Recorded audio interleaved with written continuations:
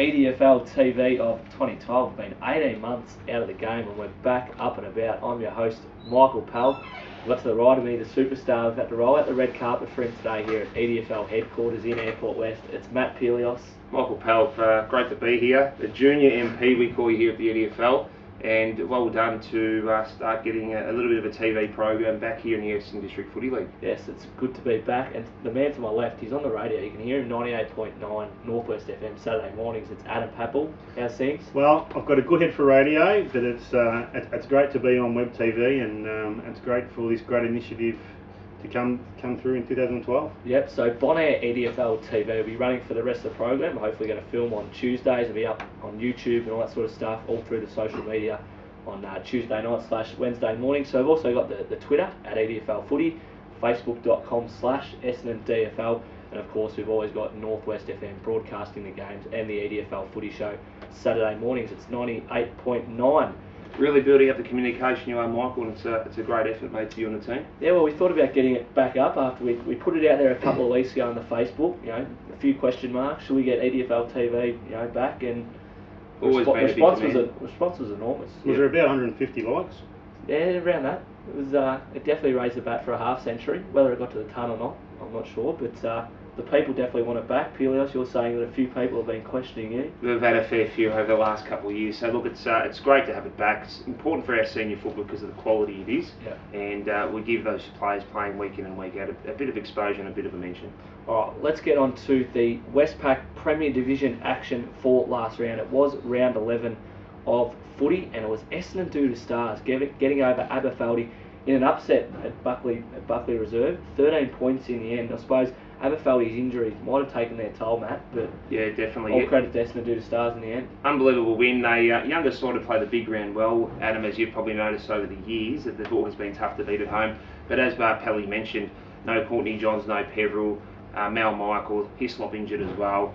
And Skipworth played, but just those, and Braden Norris was the other one. So 5 ex-AFL players not playing really cost them at the end. So I mean, you'd have to say for Abbas, it's pretty disappointing, and for Doodle Stars, it's a great effort, and they've been one of the improved sides in the Premier Division in 2012. But for Abbas, do you think that at the start of the year when they maybe lost a few of their fringe players, that they're hurting now in a little bit of depth? Definitely, a game like that they definitely are. Their twos have always been top two Aberfeldy the last 5 or 6 years. I think last year they finished 4th, but always been a top two side. A guy like Shiraz, who's been a great player the last 5 years, moves away from the club, he'd be sitting perfectly right now at full forward, centre half forward. Yeah, especially with Courtney Johns injured. Adam, has it got to the stage where we're starting to question whether Aberfeldy back end of the year again? We saw what happened last year. Are the same things going to start creeping in? Well, I mean, for the supporters of Aberfeldy and obviously some people around the EDFL, the question marks have to be there on Aberfeldy. It happens year in, year out, and you've got to question whether is it a cultural thing at Aberfeldy. Injuries obviously don't help. Obviously massive question marks over Aberfeldy, and they're now actually in survival mode for a top 4 position with Keeler coming pretty hard. It was great to see that when Essendon Doodle Stars got challenged there at the start of the third quarter, a lot of people would have thought Aberfeldy would run over the top of them and run away with an easy victory, which you expected, but the resolve the Doodle Stars boys was great to see, and in the end got up by 13 points, so good to see, Matty. Spoke to Sammy Tankard as well, who's been with Doodles for 25 years, and he said one of their best wins in the club's senior history, so it's a big call, but must have been an impressive. And for Marcus Barham, he's got the side going in a great way, old club too. And he's getting him ready for another big tilt next year. He's just building him up, really getting the culture ready. Yep. He probably needs to add another maybe 4 or 5 players. Yep. But he's getting ready for a big tilt at 213. Just quickly on Abbas, I don't think the alarm bell should be ringing. They were pretty impressive against Strathmore before the injuries came. They only lost against Strathmore just the first time, and Greenvale they went disgrace. So they're just having a bad trot. 2 in a row isn't ideal with the list that they've got, but they have got injuries and they may bounce back well. Alright, speaking of big wins in Premier Division, Pasquale got one over there. Moreland neighbour in Oak Park. Jared Bannister, 9 goals, 8 to half time. Unbelievable. 6 in the first quarter apparently. Yeah, just run over the top of him at Oak Park. And generally wide expanses there at JP, and Paco used them to their advantage. Yeah, look, not a surprise to anyone in the Pascoe Vale Inner Sanctum, other than outside the EDFL. Bicester and Paxman very confident. They've said they've had a lot of injuries in the first half of the season, and very unlucky to lose a lot of close games. So they've got a couple of players back, and they really had the midfield. I mean, for mine, they've been one of the stories of the year. Pascal Vale, yeah, they've been inconsistent throughout the last, 5 or 6 rounds, but early on their form was sensational, and they've obviously got the wheels back in motion, and they're going to be putting a few more wins. They're going to be hard to beat on the run home. What does this mean for Oak Park's finals chances now? They had a big chance last week against Maribyrnong Park to get a bit of space, blew that, and now this week they've blown a chance against Oak Park. Not even been a couple of weeks ago against Marby, but they've blown a big chance here against Pascal Vale to put a bit of space between them in 4th spot. I'm concerned about Oak Park. I saw them against Marby a couple of weeks ago, and I am concerned about whether they are a legitimate top 4 team. Their form has been obviously inconsistent, and I think there's too much reliance on Gleeson. I mean, he's a small forward, he's a gun forward, he's a hard matchup, but I think there's too much reliance on him. I think he needs help up there in the forward 50. So for Oak Park to make finals, I think they need to find another couple of forwards in the run home. And boys too, they did lose those quality 4-5 midfielders over the off season. Yeah, you Siciliano, these sort of guys, they're pretty hard to replace. Yeah, definitely. And they're probably, I think Jesse Smith is getting a lot of the focus now. Yeah. They haven't got those other players. Correct. Obviously playing, so he's obviously struggling a little bit too with the hard tags. Luke Ryan was off early with an injury as well, which hurt him as well. And Jack Pascoe went overseas for I think the season. Is that right, Pelly? Yes, him and a couple of the other Oak Park boys led to believe. That's what Adam informed me the other day. But it was obviously a massive win for Pascal Vale, especially away from home. They play Rayburn relatively well, but it's good to see them. They've challenged a couple of sides this year. They challenged Greenvale at home and a couple of other top 4 teams, but it's good to see them actually getting a big win against a top 4 club, and it really sets them up for not only this season and the back half of this, but for their second year in A grade coming up in 2013. They've got a great list, a great budget, and a great business plan. Very good coaches with Paxman and Visor. Don't be surprised if they take another big scalp this season. Alright, let's move on to the next game in round 11, and it was Pelios' old boys, Marby Park, nearly getting over the top of the Jets at Greenvale. They hit the front in the last quarter. It was one of the biggest comebacks since Lazarus. They were gone for all money. The Glen Ellison Cup. Will they call it the Glen Ellison Cup? They were the GA Cup / the Garbutt Zarafa medal. It's great to have a little bit of history between those clubs. Two sides that haven't liked each other. 2010 and 09 grand finals. Last year's elimination final, which got a lot of exposure. Bloodbath. But it was a great, fair, hard game of footy. Marby Park, a real fit young side. Just some of the cattle that they did have out, on the top of my head is Ayres, Hollow, Livingston, Holland, McGlynn, a couple of other players. So some good players they had out of it. Nathan Black, another one. Black wasn't playing either. Gee, it's a great effort, considering how strong Greenvale is and those outs from Marby. We speak about Heath Ayres a lot on the radio. There's a rumour that he's got maybe a groin injury or could even be OP. Are you able to shed any light on that? I've heard different rumours as well. Dutchy, Holland and the boys won't tell me anything. Bachani, very hard to get some mail. My mail is he may be back this week, guys. So it's been one of those injuries where he's thought he's going to come back one week and hasn't put up well. So for the competition and Maribyrnong Park, important to get him back in the EDFL. And Trenton Lee and D'Souza outstanding again? Probably been their 2 finds of the season. Both of them were second to none. Jake D'Souza, the most improved player in the competition. Gets a lot of critics, but he was fantastic. And Trenton Lee has replaced him. He's a very intense player, D'Souza. I watched him against Oak Park. He's really intense and he gives 110% every week. EDFL junior from Taylor's Lakes, went to Coburg, spent a year at Keilor under McGuan, and has come back a great footballer. Good news for you, Adam, that Heath Ayres is back. He's your boy. He's my boy, and he's probably, if not the best player in the comp, he'd be in the top 5. Tune in Saturday mornings on the radio. Absolute love, affection Adam Pappel has for Heath Ayres. So great to see Marby having a crack, but of course it would have been heartbreaking for Brody Holland not to get the points in him, because that really could have set up their season. But I suppose in the 4 now on percentage. Yep. Great for them. That was probably the only time I've ever seen Brody Holland half happy after a win because of the effort that they did make.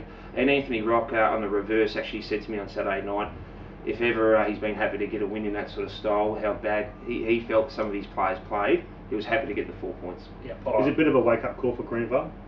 It probably was the scare that probably Anthony Rock wanted them to have without losing 4 points, guys. Alright, Greenvale have supposedly had their scare. Yet to see Strathmore really have theirs. I suppose against Maribyrnong Park when they were 5 goals down for equal time, that was a scare, but we yet to see them challenged.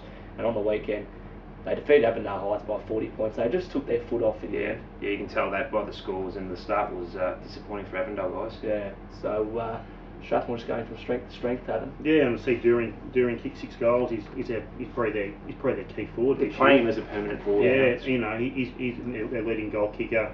I still think I believe Harvey's still playing. He generally plays off half back, does go forward in there. You've got Winter, Stout, some of these guys, but During is the man for Strathmore. Although in saying that, they do share the goals around. Xavier Clark, I think, was best on ground for Avondale. He kicked 3 goals. I'm really impressed with the way Xavier Clark's come to the league and the form that he's displayed this year. It's been outstanding. Yeah. You know, he could quite easily come down to Avondale with his mate Chris Johnson, go through the motions, get a few kicks, turn up when he wants. But to the contrary, he's been great. Really good. Good stuff to see from the Hiders. Pelly, Jay Wilton, a player that Strathmore recruited from Macedon. He's been in and out, but he's a freak of an athlete, 6'2", basketball type.